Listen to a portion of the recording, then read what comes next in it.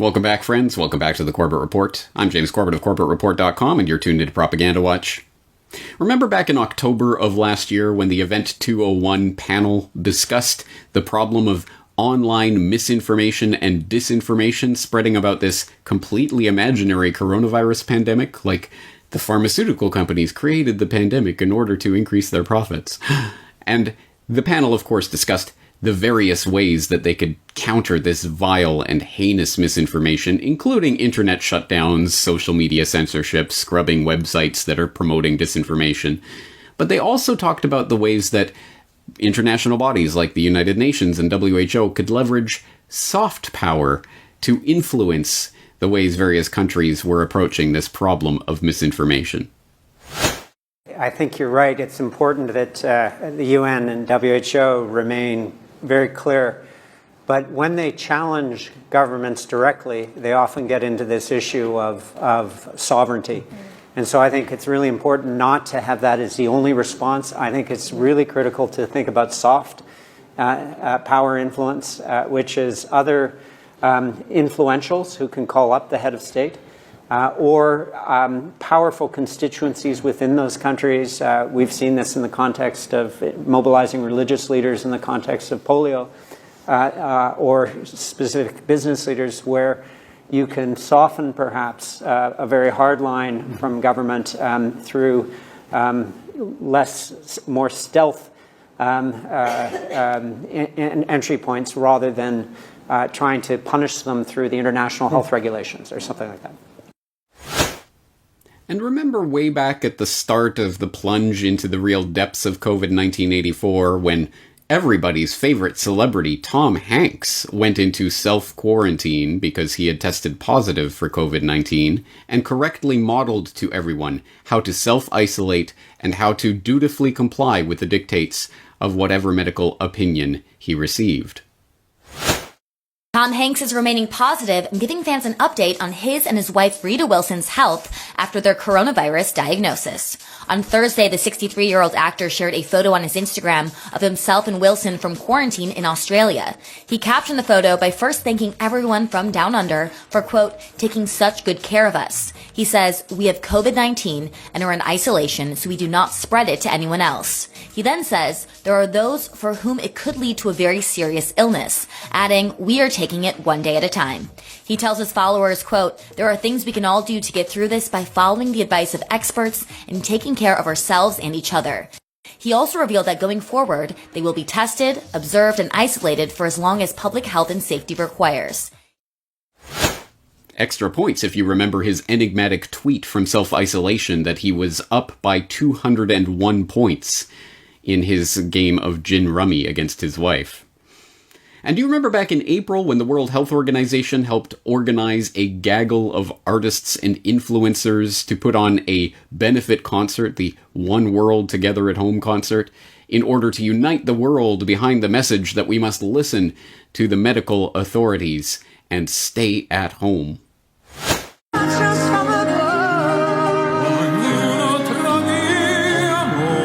Being touted as the largest virtual gathering of major artists and influencers since the Live Aid concert in 1985. The One World Together at Home event showcased the who's who of top music stars and celebrities, who came together over the weekend for a special broadcast of music, comedy, and personal messages, all in gratitude to those around the world on the front lines of the coronavirus pandemic. So what can we do? We've got to take care of our healthcare workers and we've got to buy them time by taking care of ourselves. The event was led by the World Health Organization and the nonprofit group Global Citizen. And do you remember back in May when a bunch of celebrities and social media influencers generously agreed to pass the mic on their social media channels to various health experts in order to allow them to lecture us on the importance of following the diktats of the health authorities? So long, Instagram. Bye-bye, Instagram. Farewell, Facebook. Sayonara, Twitter. See you later, followers. The last person you need to hear from right now is me. I'm taking a hiatus. For one day, I'm handing over my account to experts on COVID-19. People who actually know what they're talking about. So instead of hearing from me, you'll be hearing from dozens of experts, like Dr. Anthony Fauci. Are you starting to get the feeling that maybe there's a concerted propaganda campaign going on right now in order to use soft power influence like celebrities and social media influencers in order to get the public on board with the dictates of the World Health Organization as filtered through the various national health authorities? Because if that's your feeling, ding ding ding, you are correct. Come down and take your prize. Yes, my thanks go out to a listener named Bill who pointed out this recent article that passed through the news feeds that I didn't see when it came out last week, but it is a pretty important story because it gives us some little window of insight into what's happening. Obviously, a much larger story is at play, but this gives us at least one tiny window that we can see through that shows us what this story is about. It comes from dailycaller.com from last week. World Health Organization hired PR firm to identify celebrity influencers to amplify virus messaging. And this report notes, quote, amid scrutiny over its response to the coronavirus pandemic, the World Health Organization in early May hired an American public relations firm to burnish its image, including through identifying so-called influencers to help amplify messaging about COVID-19. According to documents filed with the Justice Department this week, WHO inked a $135,000 contract on May 1st with Hill and Knowlton Strategies to craft a public messaging strategy. Hill and Knowlton, which registered under the Foreign Agents Registration Act, proposed identifying 3 tiers of influencers: celebrities with large social media followings, individuals with smaller but more engaged followings, and hidden heroes, those users with slight followings but who nevertheless shape and guide conversations. The celebrity influencers would be used for greater amplification of WHO messaging, according to Hill and Knowlton's proposal, which was first reported by the Daily Beast. And yes, I will put in the link to the actual document, Exhibit A to registration statement pursuant to the Foreign Agents Registration Act of 1938 as amended by Hill and Knowlton to register as foreign agents so that they could lobby on behalf of the World Health Organization. And here's the proposal and some of the screed of what they were attempting to do here. And there's the contract in black and white and the $135,000 or whatever it was they were spending on this particular contract, which I think we all know is not the whole story. This is not everything, but this is one documented black and white contract we have of part of the social media celebrity influencer campaign that the World Health Organization is using to shape our understanding of the COVID-19 epidemic. And it does seem interesting that they used Hill and Knowlton specifically as the PR firm that they went to for this particular contract. Hill and Knowlton. Where have I heard that name before? By the 1990s, the post-Vietnam public was growing increasingly wary of calls for war in far-flung corners of the world in countries many had never heard of. And so it was that in 1990, when the politicians and their deep state controllers required the American public to be motivated to wage war against Iraq for its invasion of Kuwait, they hired a literal PR firm to sell an even more brazen set of lies to Joe Sixpack and Jane Soccer Mom. The most famous of these lies revolved around Nayira, a young Kuwaiti girl who sparked international headlines for her shocking testimony before the Congressional Human Rights Caucus in October 1990. In a tear-stained speech, she told a harrowing story of the horrors she witnessed being committed by Iraqi soldiers at a Kuwaiti hospital where she was volunteering. The second week after an invasion, I volunteered at the Al-Adan hospital with 12 other women who wanted to help as well. I was the youngest volunteer. The other women were from 20 to 30 years old. While I was there, I saw the Iraqi soldiers come into the hospital with guns. They took the babies out of the incubators, and left the children to die on the cold floor. It's difficult today to understand just how important this testimony was in setting the tone of the debate about whether America should commit military forces to defend Kuwait. It was reported breathlessly on the evening news, and it was repeated by President Bush on not 1 or 2 occasions, but 6 separate times in the lead-up to war. Babies pulled from incubators and scattered like firewood across the floor.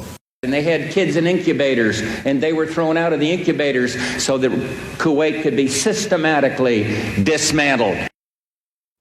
Then, when the Gulf War resolution was making its way through the House, the incubator story was raised in Congress. Now is the time to check the aggression of this ruthless dictator whose troops have bayoneted pregnant women and have ripped babies from their incubators in Kuwait. And then again in the Senate. The vote passed, and combat operations formally began in January 1991. The only problem? Naira was not some anonymous Kuwaiti girl, but, as a subsequent CBC investigation discovered, she was Naira al-Saba, daughter of Saud al-Saba, the Kuwaiti ambassador to the United States. Her testimony had been written for her by Hill & Knowlton, a PR company hired by the Kuwaiti government-supported AstroTurf organization, the Citizens for a Free Kuwait, to help sell the Gulf War. And the Congressional Human Rights Caucus that held the hearing where Naira gave her testimony? It was later found to be a Hill & Knowlton front itself. Oh, that's right, that Hill & Knowlton, literally the same PR firm that sold the lie about babies from incubators to the world to help kick off the first Gulf War, is the same PR firm that the WHO is using to sell its propaganda campaign involving celebrities pimping the COVID-1984 threat. You can't make this stuff up. It's right there in your face. And here, again, I'll include the link so you can go and actually read the document itself. There's nothing conspiratorial about this. It's in black and white. As I say, this is only one contract in what is obviously a much larger communication strategy that the WHO helped to wargame out as a participant on that Event 201 panel, but it is nonetheless a piece of this important story. And think about this and the various implications of Hill & Knowlton and others who are literally trying to market this COVID-19 threat to you in the same way they would market a tube of toothpaste or a Gulf War. The next time you see a celebrity passing the mic on their social media to some health authority or lecturing us on the need to stay at home or self-quarantine or wear a mask or roll up your sleeve and get your shot. Because you know that campaign is coming too and will probably be orders of magnitude larger than what we've seen so far.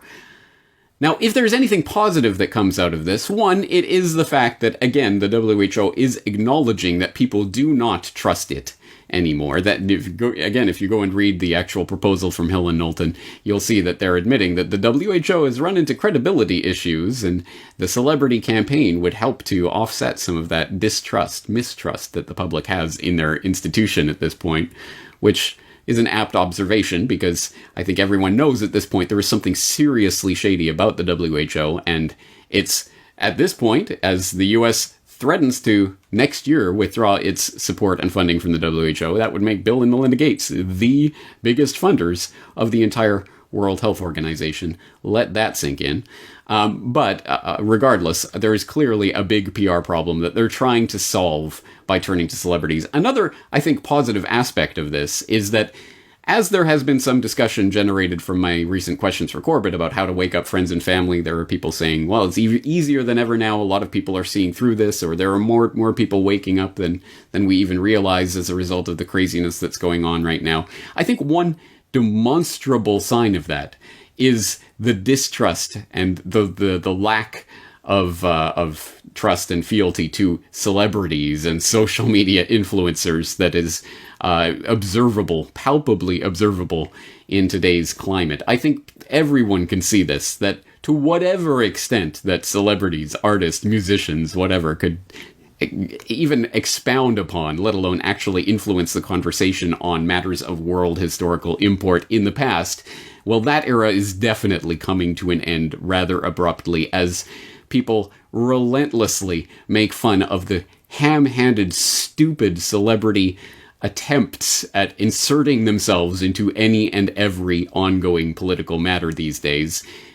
as evidence for that, I will simply cite that ridiculous, nonsensical, stupid Imagine mashup with all these celebrities singing at home from their mansions in the midst of self-isolation and quarantine. Oh, we're all in this together. Let's sing Imagine and hold hands and kumbaya. And meanwhile, people are being put out of work and mass unemployment. The entire economy is collapsing in a controlled demolition as part of the Great Reset of COVID-1984, and no one's buying it. Everyone is making fun of these stupid celebrities who think that they have influence and think that people care what they say.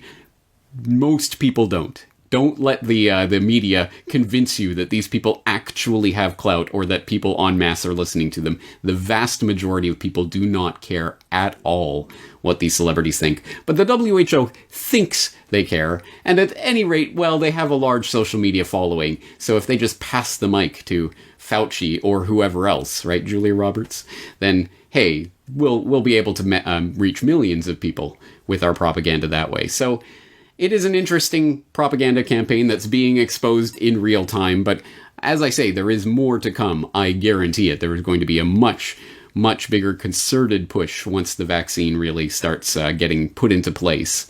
So prepare yourselves and brace yourselves for that, and arm yourself with this information. Another handy little tool to have in your info arsenal to unload on people as just another nugget, just another seed that you can spread when you are trying to spread awareness of these issues and how the public is being manipulated, and documentably so.